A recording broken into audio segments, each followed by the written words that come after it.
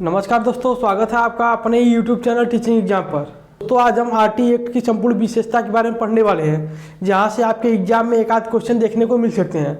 ये देखिए सीटेट के सीडीपी का जो एक भाग होता है, जिसमें आपको कहीं न कहीं एक दो प्रश्न देखने के लिए मिल सकते हैं।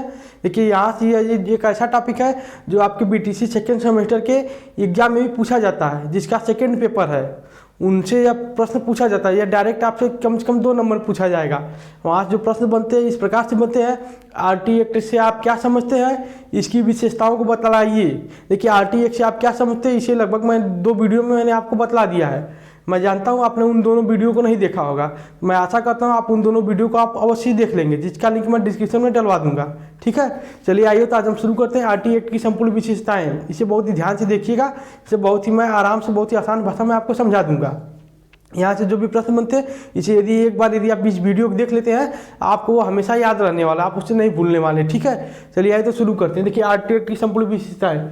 विद्यालय प्रभावशाली हो। देखिए जो विद्यालय कैसा होना चाहिए, विद्यालय प्रभावशाली होना चाहिए। देखिए प्रभावशाली का मतलब क्या हो गया, विद्यालय क्या हो, साफ सुथरा हो, स्वच्छ हो, 4 दीवारी से युक्त हो, प्रत्येक कक्षा के लिए पृथक पृथक कक्षाएं हों, अध्यापक के लिए अलग रूम हो, अलग अलग शौचालय की व्यवस्थाएं हो, शुद्ध जल हो। इस प्रकार से इसका कहने का मतलब है आपका विद्यालय कैसा ना प्रभावशाली होना चाहिए। आइए देखते हैं प्रभावशाली के लिए क्या क्या इस पे नोट किया गया है, क्या क्या पॉइंट इसमें मेंशन किए गए हैं, एक बार उसे देख लेते हैं। आइए, विद्यालय 4 दीवारी से युक्त हो। देखिए आपको जो विद्यालय है 4 दीवारी से युक्त होना चाहिए। 4 दीवारी से युक्त क्यों होना चाहिए, ताकि विद्यालय में कोई ऐसे आवारा पशु न जा सके, जिससे क्या हो बच्चे अपना पढ़ाई सुचारू रूप से कर सकें। यदि किसी विद्यालय में आवारा पशु घूमते हैं या चले जाते हैं, बच्चों के अंदर एक डर का माहौल हो जाता है, बच्चे विद्यालय छोड़कर भाग जाएंगे। इस कारण से क्या है, विद्यालय 4 दीवारी से युक्त होना चाहिए। कोई आवारा पशु हो गया या कोई पागल कुत्ता वगैरह विद्यालय के अंदर न जाए, जिससे बच्चों के अंदर डर का माहौल न बने। इसलिए विद्यालय 4 दीवारी से युक्त होना चाहिए। मैं आशा करता हूँ ये पॉइंट आपको समझ में आया होगा। आगे देखिए, विद्यालय के दीवार व खिड़कियां व दरवाजे टूटे न हो। देखिए जो विद्यालय के दीवार, खिड़कियां व दरवाजे कैसे हो, टूटे फूटे ना हो, मजबूत हों, अच्छे हों, पेंट किए गए हों, वे टूटे फूटे नहीं होने चाहिए। क्या होता है, इससे विद्यालय का प्रभाव कम हो जाता है, विद्यालय थोड़ा सा अच्छा नहीं लगता। इसलिए विद्यालय जो खिड़कियाँ हैं, जो दरवाजे हैं, वो कैसे हो, सुदृढ़ हो, वो मजबूत होने चाहिए, टूटे फूटे ना हो। देखिए रैंप हो, विद्यालय में क्या होना चाहिए, रैंप होना चाहिए। कुछ ऐसे भी विद्यालय जो 2 मंजिला 3 मंजिला होते हैं, उन विद्यालयों में क्या होना चाहिए, रैंप होना चाहिए। देखिए रैंप का मतलब हो गया, ये विकलांगों के लिए क्या हो, एक तरह से सीढ़ी होती है, जिसपे विकलांग व्यक्ति आसानी से चल जाते हैं, चले जाते हैं, वो उनके लिए एक रैंप की व्यवस्था होनी चाहिए। आगे देखिए, स्वच्छ पेयजल हो। विद्यालय में क्या होना चाहिए, स्वच्छ पेयजल होना चाहिए। ये आप भी जानते हैं जल ही जीवन है, तो विद्यालय में क्या होना चाहिए, स्वच्छ जल होना चाहिए। बच्चों के लिए, अध्यापकों के लिए, वहाँ पे आने जाने वाले लोगों के लिए क्या होना चाहिए, स्वच्छ जल की व्यवस्था होनी चाहिए विद्यालय में। देखिए खेल का मैदान व खेल सामग्री हो। ये किसी भी विद्यालय में खेल का मैदान बहुत ही अहम भूमिका निभाती है, बच्चों को आनंद प्रदान करने में, रुचि प्रदान करने में, उनके शारीरिक विकास में।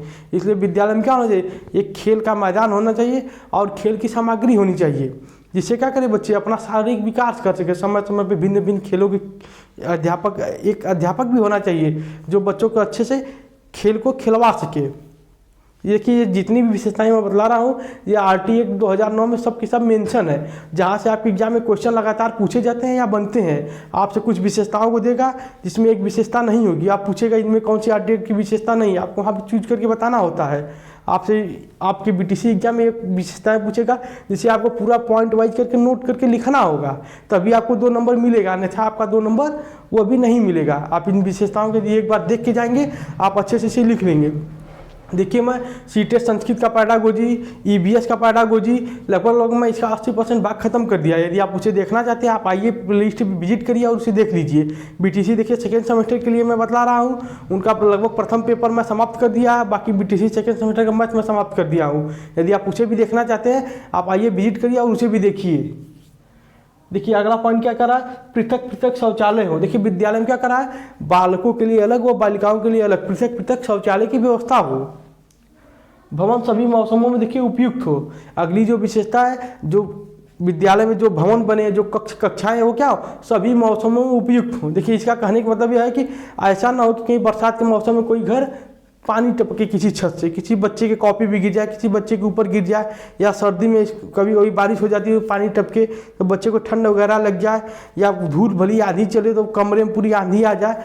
विद्यालय इस प्रकार का होना चाहिए जो सभी मौसम में क्या हो, उपयुक्त हो। देखिए प्रत्येक कक्षा के लिए पृथक पृथक कक्षाएं हों। देखिए आरटी एक्ट में इसे भी मेंशन किया गया है, जितनी भी कक्षाएं हैं उनके लिए क्या हो, पृथक पृथक कक्षा की व्यवस्था हो। ऐसा ना हो कि नहीं कक्षा 1 के बच्चे जो है कक्षा 3 के बच्चे के साथ एक ही कक्षा में बैठ रहे हो। देखिए ऐसा तभी संभव है जहाँ पे अध्यापकों की कमी होती है, तो कंबाइंड सेशन चला लिया जाता है। लेकिन आरटी एक्ट में यह मेंशन किया गया है प्रत्येक कक्षा के लिए अलग अलग कक्षाएँ होनी चाहिए। आगे कुछ और चीज़ें दिया गया, उसे भी देख लेते हैं। देखिए एक एचएम रूम हो। देखिए एचएम का मतलब होता है हेड मास्टर। एक प्रधानाध्यापक के लिए एक अलग रूम होगा। एक स्टाफ रूम होगा जिसमें सभी स्टाफ बैठेंगे लंच वगैरह में, या विद्यालय आएंगे प्रेयर नहीं होता उसके पूर्व वहाँ पे बैठते हैं, लंच में बैठते हैं, छुट्टी होने के बाद भी कभी कोई बैठते हैं, या कभी कोई मीटिंग वगैरह होता है तो सभी अध्यापक लोग वहीं पे बैठ के अपना करते हैं। क्या हो, एक स्टाफ रूम होना चाहिए। अगला देखिए एक स्टोर रूम होना चाहिए। विद्यालय में कोई चीज़ आता है, कापी किताब हो गया या खाद्यान्न की वस्तुएं हो गई, मिड डे मील वगैरह सामग्री हो गया, एक स्टोर रूम होना चाहिए जिस रूम में सभी सामग्री को एक जगह रखा जा सके। आगे देखिए ये रसोइयाँ होनी चाहिए। कुकिंग के लिए क्या, मिड डे मील वगैरह भोजन पकाने के लिए एक रसोइया की व्यवस्था होनी चाहिए, उसका रूम एक अलग रूम होना चाहिए। देखिए पुस्तकालय होना चाहिए। विद्यालय में देखिए पुस्तकालय भी होना चाहिए। देखिए आमतौर पर यदि हम देखते हैं अगल बगल जितने भी विद्यालय हैं वहाँ पुस्तकालय की व्यवस्थाएँ नहीं होती है, किंतु जो केंद्रीय विद्यालय होते हैं वहाँ पर ऐसी व्यवस्थाएं होती है विद्यालय में, जिससे क्या होता है बच्चे अपने खाली समय अपने हिसाब से कुछ पुस्तकें लेते हैं, उसे पढ़ते हैं और ज्ञान का अर्जन करते हैं, जिससे उनमें एक अलग तरीके से रुचि पैदा होती है। इसलिए प्रत्येक विद्यालय में एक पुस्तकालय भी होना चाहिए।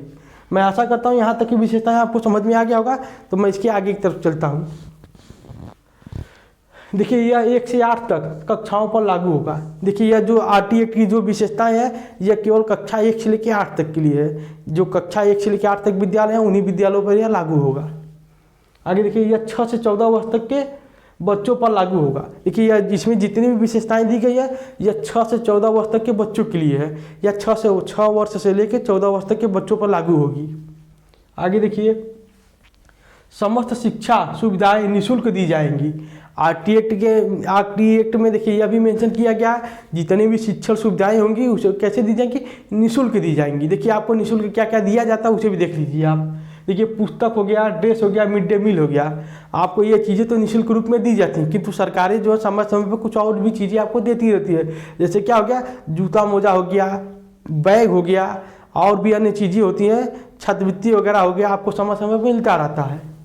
आगे देखिए केंद्र और राज्य दोनों बजट उपलब्ध कराएंगे।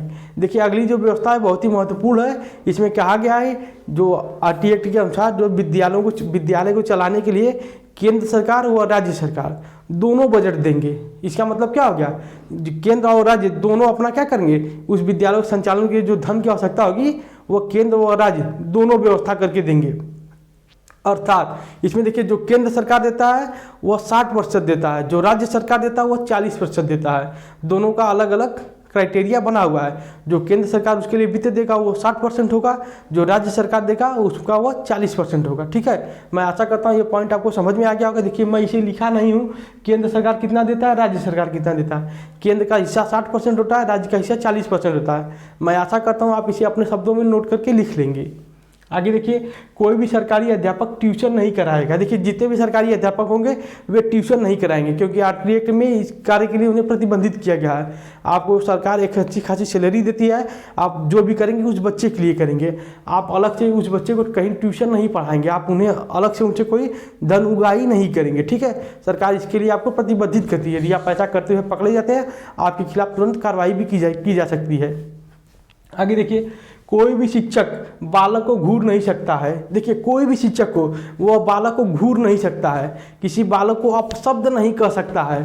यदि शिक्षक ऐसा करता है तो उसे जो 3 माह तक की सज़ा भी दी जा सकती है, क्योंकि आरटी एक्ट में इस प्रकार से मेंशन किया गया। आरटी एक्ट में इस प्रकार का कानून है जिसके तहत यदि छात्र चाहे या उसके अभिभावक चाहे तुरंत एक्शन ले सकते हैं और तुरंत ही कानूनी कार्रवाई करके उस शिक्षक को 3 माह तक की सज़ा भी दिलवा सकते हैं, क्योंकि ऐसा आरटी एक्ट में लिखा गया है। आगे देखिए, शिक्षा पूर्ण करने के पश्चात बालक क्या होगा, स्थानांतरण का अधिकारी होगा। जैसे ही बालक अपनी शिक्षा पूर्ण करेगा वह स्थानांतरण का अधिकारी होगा। अर्थात जैसे आप कक्षा 5वीं या कक्षा 8वीं पास कर लेंगे, आप टीसी प्राप्त करने के अधिकारी हो जाएंगे।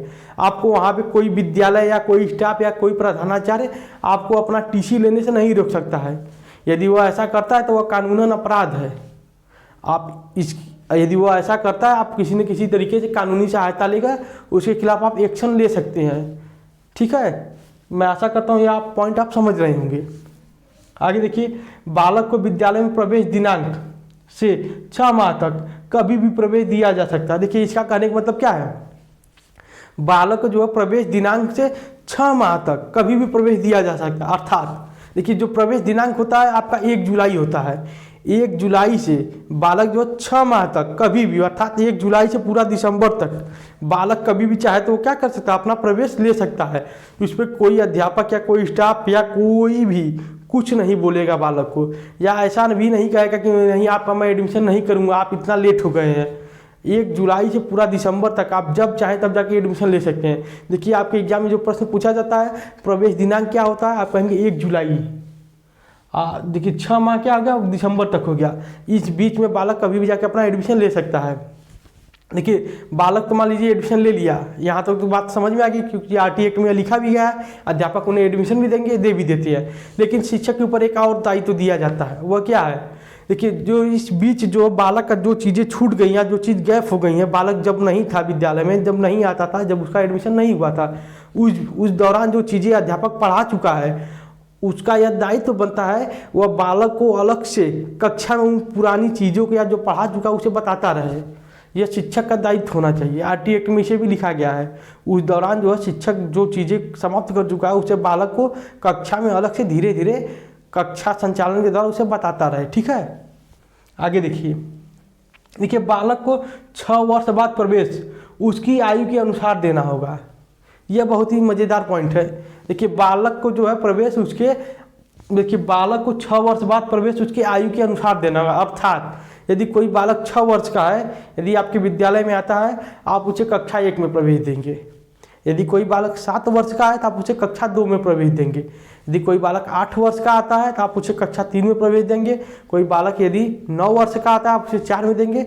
यदि 10 वर्ष का कोई बालक आपके यहाँ आता है आप उसे कक्षा 5 में प्रवेश देंगे। ठीक है, यह नहीं कि कोई बालक 10 वर्ष का आया आप उसे कक्षा 1 में लिखेंगे नाम, ऐसा गलत है। ठीक है, आप उसे कक्षा 5 में लिखेंगे। यदि कोई बालक आता है 8 वर्ष का आप उसे कक्षा 3 में उसका नाम लिखेंगे।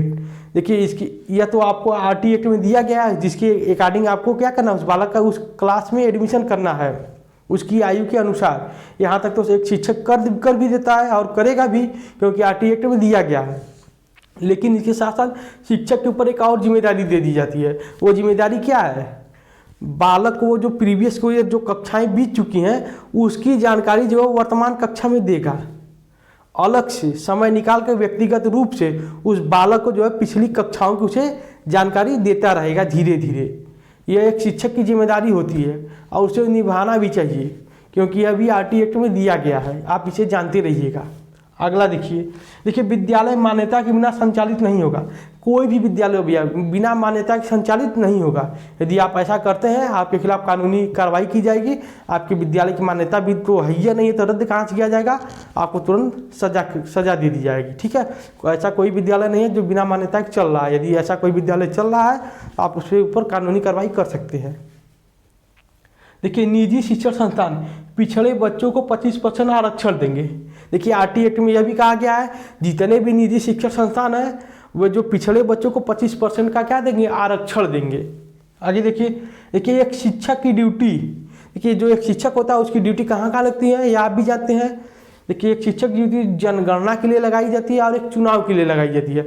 कभी कभी आपदा राहत बचाव कार्य में भी लगा दिया जाता है। इन 2-3 कार्यों के अलावा शिक्षक की ड्यूटी जो है कहीं नहीं लगती या कहीं लगाया नहीं जाता है। ठीक है। जो एक शिक्षक होता है उसकी ड्यूटी जनगणना कार्य, चुनाव कार्य और कभी कभी आपदा राहत बचाव कार्य में भी लगा दिया जाता है। अब आप यह भी कहेंगे अरे सर से एक शिक्षक की ड्यूटी पेपर चेक करने के लिए लगा दिया जाता है।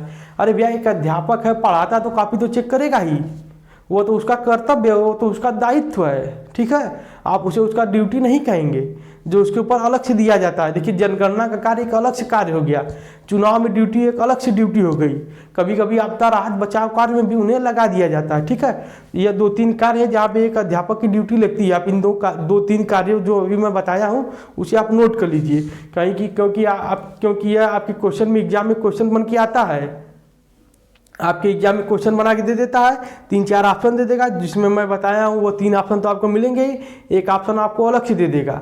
आपको 2 ऑप्शन अलग से देगा, आपको उसी को चूज करना है, उसी को छाट के अलग करना होगा, ठीक है। मैं आशा करता हूँ यहाँ तक आप इसे समझ गए होंगे। आगे देखिए, प्रत्येक स्कूल अपने विकास के लिए एचईएमसी का गठन करेगा। देखिए जितने भी विद्यालय हैं अपने विकास के लिए एचईएमसी का गठन करेगा। एचईएमसी क्या होता है?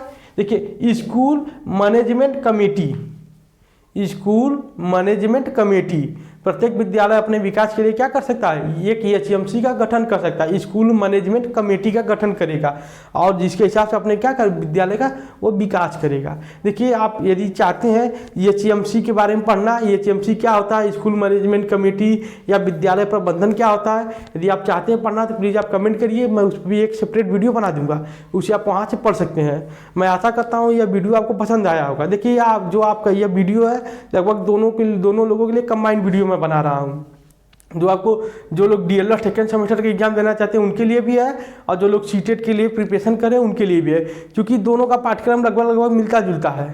जो टॉपिक उसमें दिया गया है वही पाठ्यक्रम सीटेट में भी दिया गया है। इस कारण से मैं इस प्रकार से मैं वीडियो बना रहा हूँ जो दोनों लोग के काम में आ जाए। तो आज का वीडियो मैं यही समाप्त करूंगा। प्लीज़ आप लोग कमेंट करिए आप लोग को वीडियो कैसा लगा। फिर मिलेंगे हम अगले वीडियो में किसी अगली चीज़ की विशेषता के साथ। मैं सोच रहा हूँ आपको राष्ट्रीय शिक्षा नीति 1986 की मैं विशेषता बता दूंगा आगे। उसके बाद आप कहेंगे तो 2005 वाली भी विशेषता बतला दूंगा और कहेंगे तो राष्ट्रीय शिक्षा नीति 2020 वाली जो आई है मैं उसकी भी विशेषता बतला दूंगा। यदि आप प्लीज़ कमेंट करिए आपको क्या चाहिए, तो मैं उस हिसाब से मैं फिर मिलूंगा आगे। तब तक के लिए बाय बाय, आप लोग एंजॉय करिए।